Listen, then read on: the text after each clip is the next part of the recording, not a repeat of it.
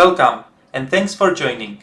Today we would like to introduce a new project called Akri, which means edge in Greek, as Akri aims to build a more connected edge. Akri is used to expose heterogeneous sensors and microcontroller unit class devices that live on the edge as resources into a Kubernetes cluster. A little bit about us. We are both software engineers on the EdgeOS team at Microsoft. My name is Jiří and I'm the original architect of Akri. I am here with Kate, who is the project developer and maintainer. I'll walk us through an overview of what Akri is and the problems it looks to solve, and Kate will take us through the architecture and a demo of Akri in action. On this slide, you can find our social media handles if you want to reach out to us.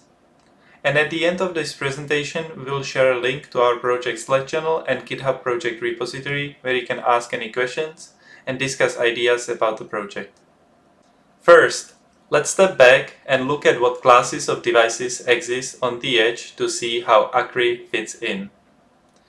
When looking at edge computing, we see it as a spectrum, spanning from large servers to tiny MCU devices. But how can these devices participate in a Kubernetes cluster? Which ones can run Kubernetes? Two considerations we kept in mind were whether the device has enough extra compute to handle the overhead of Kubernetes, and whether it is intended to be used as general compute. Looking at the heavy edge, with server class hardware like a rack of server blades, Kubernetes fits right in. With light edge clusters like gateway class industrial PCs, Kubernetes can run on them with some optimizations, like what Rancher's K3s has done as well. The question becomes, what about tiny edge devices like cameras and sensors? Typically, these devices are designed with a single fixed function in mind and contain the absolute minimum of compute resources. Akri targets these devices, but not as compute, but rather by exposing the devices to Kubernetes clusters as resources which any application can consume. Let's talk about a scenario where you, as a retail store owner, want to utilize IP cameras on the edge. For example, maybe you're trying to track how customers are moving throughout a retail store. You are interested in understanding how people move from one display to another so that you can rearrange items to encourage a traffic flow that intersects as little as possible and allows for social distancing, thereby providing the most COVID-safe shopping experience. How could this work today? In order to do this, you will need to set up several IP cameras and perform ML processing on the footage from the video streams. This processing can be done in the cloud. However, having the IP cameras on the edge send up all their frames to the cloud for further processing can not only get expensive, but also might be prohibitive from the bandwidth requirements. Instead, you could set up a server on the edge, enroll it into a Kubernetes cluster, and only send the contents information about the path customers are taking through the store up to the cloud. You deploy a frame server pod per IP camera you have connected to the network, and provision it with the video stream URL. In order to recognize people in the store, you deploy an inferencing pod that takes advantage of compute accelerators, such as CUDA GPUs, and grabs individual frames from each frame server and publishes its result to a tracking pod, which calculates the path customers are taking and sends the data up to the cloud. There is a lot of deployments and configuration for you to perform. What happens if a camera goes offline? Its frame server is now useless or erroring out and taking resources. What happens if you add a camera? Do you have to deploy a new frame server for it? What if you add another server to your edge cluster? All the previous steps need to be repeated. And how do you decide which frames are processed on which accelerator? Static partitioning perhaps? What if a node goes down? Is half the store no longer getting tracked? You can of course solve many of these problems by engineering a clever solution that handles camera discovery and load balances inferencing across all available GPUs. We hit similar problems and wondered if there wasn't a more generic way to detect and interact with these devices. Akri attempts to do that and make this easier for everybody by extending the device plugging interface that Kubernetes provides. Akri is an open source project that aims to make it easier to find and utilize these tiny devices on the edge. Akri supports handling of both network-connected devices, such as cameras, and devices connected locally to the Kubernetes nodes, such as the USB-connected sensors. We refer to these as leaf devices. Akri attempts to define a Kubernetes-based approach on representing leaf devices found on the edge as native Kubernetes resources. It then schedules workloads based on the availability of leaf devices. It does this through an abstraction layer, similar to the Container Networking Interface, or CNI, but instead of abstracting the underlying network details, it removes the work of finding, utilizing, and monitoring the availability of leaf devices, drastically reducing the amount of work the operator or developer has to do in the previous scenario. Akri aims to make Kubernetes a more versatile edge solution for everyone. It is a part of DS Labs and ultimately is intended to be upstream open source in the Kubernetes ecosystem, like fellow DS Labs Project Helm. Akri is just starting though, so we are excited to dive into the details of how Akri works today. And while you're listening, please note down any ideas you have. We would love to hear about them after the presentation and the Q&A. Let's go back to the scenario from earlier and see how Akri aims to simplify that experience. Akri can be deployed on the edge cluster we saw earlier. Then, many of the previous steps can be condensed into one. Deploying an Akri configuration. In the configuration, you specify what type of device you want to find, IP cameras, what protocol you want to use to find it, ONVIF, or Open Network Video Interface Forum is a common protocol for discovering IP cameras, and what pod you want to be deployed to use the device, namely the frame server. After applying this configuration, Akri searches the network for the IP cameras, and for each camera it finds, it deploys a frame server pod. It also passes environment variables into the pod that specify how to connect the camera. Akri automatically creates a service for that configuration, so later an inferencing pod can just point to one service instead of having to keep track of all frame server pods. Speaking of the inferencing pod, you can now apply a second Akri configuration for discovering the GPU and utilizing it with the inferencing pod. Akri takes care of the rest. Let's say the business is booming and you're ready to expand to another floor. You install another 3 cameras. Akri automatically discovers the cameras and deploys new frame server pods. Since you only have one inferencing pod processing twice as many frames, you decide to add another node with a GPU to your cluster to process more frames. Akri automatically deploys another inferencing pod. While this was only a single scenario, we believe that Akri can simplify other scenarios as well, and so we are excited to be able to share it with you. With that, I would like to transfer the virtual microphone over to Kate, who will take us through the architecture and show us a demo of Akri in action. Thanks, Jirka, for providing context for Akri. Now let's dig into some of the technical details. First, let's dive into Akri's architecture. Akri is Kubernetes native and is made of 4 Kubernetes components, which are the 4 green boxes here. 2 of them are custom resources, or CRDs.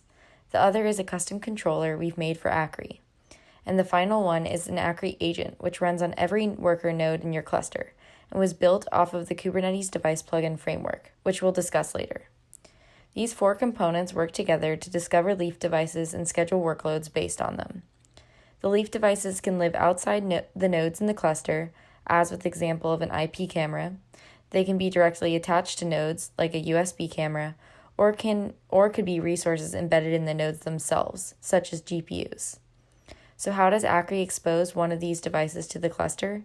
It starts with the first Akri CRD, the Akri configuration. You apply it to a cluster, specifying what you want to find by defining what discovery protocol should be used to find it. Akri currently supports 2, but more can be added. Here, Protocol A could be ONVIF, a common protocol for discovering IP cameras, or UDEV, which could be used to discover devices in the Linux device file system. In the configuration, you could also specify the container image for the broker pod that you want to be deployed to utilize the discovered leaf device. Once you've applied the configuration to the cluster, the Akri agent sees it and looks for those devices using the protocol that was specified. For every device that this Akri agent sees, it creates our third Akri component, an instance, which represents the discovered device and is used to track device availability. The Akri agent also puts the information needed to connect to that device in the instance.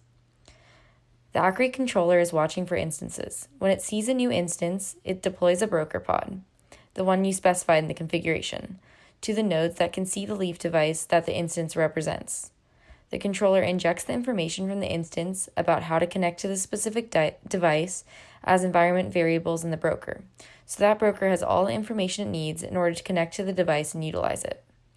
These 4 components work together to help you discover the device and utilize it. As I mentioned, they are all Kubernetes components, and in particular, the Akri agent, which did the work of discovering the device and advertising it to the cluster, is built off the device plugin framework. So let's zoom out a little and talk about how that framework is used outside of Akri. Before Kubernetes introduced this device plugin framework a few years ago, Kubernetes allowed you to schedule pods based on resources available to nodes such as CPU and memory. Kubernetes device plugins take this further, allowing you to do this for other resources such as GPUs. These GPU device plugins in this diagram are doing just that. They're exposing these GPU resources in the cluster. They're exposing these GPUs as resources in the cluster. Then pods, such as this GPU pod, can request that resource. In this diagram, the GPU device plugins are running on every node. This device plugin deployment strategy is often used, since the framework was created with the cloud in mind. There was an assumption that users would have a bunch of homogeneous servers in the cloud with the same static capabilities and system hardware. This is a powerful tool, and we wanted to bring it to the edge where you don't have that homogeny. Instead, at the edge, there's a diverse set of leaf devices with unique communication protocols and uncertain availability. It is these devices that the Akri agent exposes to the Kubernetes cluster by leveraging the device plugin framework. So, now that we have a little background, let's walk through the flow of using Akri to find IP cameras using the ONVIF protocol, which Akri already has built-in support for. The flow would work similarly for any other supported discovery protocol. First, you deploy a Kubernetes cluster. You can see that this cluster has 1 control plane node and 2 worker nodes. Now, you can simply deploy Akri using its Helm chart. You can see Akri's 4 components are now part of the cluster. You have the Akri controller running in the control plane, 2 CRDs, and the Akri agent running on every worker node in the cluster. You then deploy your application that will benefit from Akri's work. This ML pod is the ultimate consumer of the frames produced by the cameras. It is configured to retrieve the frames from a service that does not yet exist, but Akri will create automatically. Now you can apply your configuration. In this case, we're using the ONVIF protocol for discovery and specifying a frame server container for the broker pod. That frame server is similar to the one we talked about in our scenarios earlier. It extracts individual frames from the camera video streams and serves them. Finally, in the configuration, you can specify capacity. Capacity specifies how many nodes can utilize a single device at once. So if you set it to 1, the controller will only deploy a broker to 1 node that can see the leaf device. If you set it to 2, a controller will deploy a pod on each node. So 2 brokers will be using the same leaf device. In this case, let's say you decide to set it to 1. Once the configuration is applied, the Akri controller automatically creates a broker configuration service that load balances between all brokers deployed for a specific Akri configuration. Simultaneously, the Akri agents see this configuration and look at the protocol it specifies. They start scanning the network using the ONVIF protocol searching for cameras. But right now in this diagram, we don't see any cameras. At any point, the tech on site can deploy IP-based cameras onto the network where the Kubernetes cluster is running. This could be done prior to starting cluster or any time later. Let's say they do it now. They connect a single camera, but this would work similarly for any number of cameras. Since the camera is visible by both nodes, both Akri agents report they can see the camera in a single Akri instance. So now we have that CRD representation of this IP camera. The agents also place information as to how to connect to the camera in the instance. This information for an IP camera may be the RTSP URL. The controller sees that instance, and because we set the capacity to 1, deploys a broker to one of the nodes. So now this broker is connected to that device and pulling frames from it. The ML pod can now start operating as there is a pod running behind the Akri broker configuration service. So let's simulate a scenario when a node goes down. The ML pod stops working because its broker is gone. Since the Akri agent on the other node reported that it could discover the camera as well, the Akri controller can redeploy the broker and the ML pod can start processing again. However, due to running only a single broker at a time, there was some downtime for the ML pod processing. In an alternate universe, when applying the configuration, you could have increased that capacity number to 2 and created a scenario with high availability. 2 brokers would have been deployed in parallel. If a node goes down, the ML pod can keep processing the incoming frames from the other broker. Let's review some of Akri's features that we've explored and mention some other functionality Akri provides. Akri provides an interface for device discovery and use. In our architecture walkthrough, you simply had to apply configuration and Akri did the rest, extracting away the details from the operator. Furthermore, the operator doesn't need to worry about whether leaf devices come or go. Akri will automatically remove brokers as devices disappear, and a device comes back online or is reconnected to a node. The Akri controller will redeploy the broker pod. Right now, Akri takes a daemon set approach to deploying brokers, in the sense that a broker is deployed to all nodes that can see a device. However, the number of nodes that get a broker can be limited by the capacity setting that we talked about earlier, so as to not overload the device. If this capacity is set to higher than 1, that means that more than one node can utilize a device at once. This enables high availability. If one node goes down, there's still another utilizing the device. Applications do not need to track the state of pods or nodes, since Akri automatically creates services for each leaf device discovered and for all devices of that configuration. If an application wants to use all the devices, like our ML pod previously, it can point to the configuration level service. If it wants to only use a specific device, it can point to an instance level service. Along with the diversity of leaf devices on the edge, there's also an array of protocols with which they use to communicate. Akri currently can discover devices that use ONVIF or UDEV protocols such as IP cameras, USB microphones, fingerprint scanners, security keys, and so on. Most importantly, Akri was built to be extensible. So while Akri currently supports 2 discovery protocols, more can easily be added by community members like you. The more protocols Akri can support, the wider an array of leaf devices Akri can discover. Akri already has some sample brokers for ONVIF and USB cameras, which act as frame servers. And when deploying Akri, you can use these brokers or specify your own container images. For example, you may want to create an Akri broker that can be used as a protocol translation gateway. Akri could discover a USB device, and the broker could expose it as an IP one.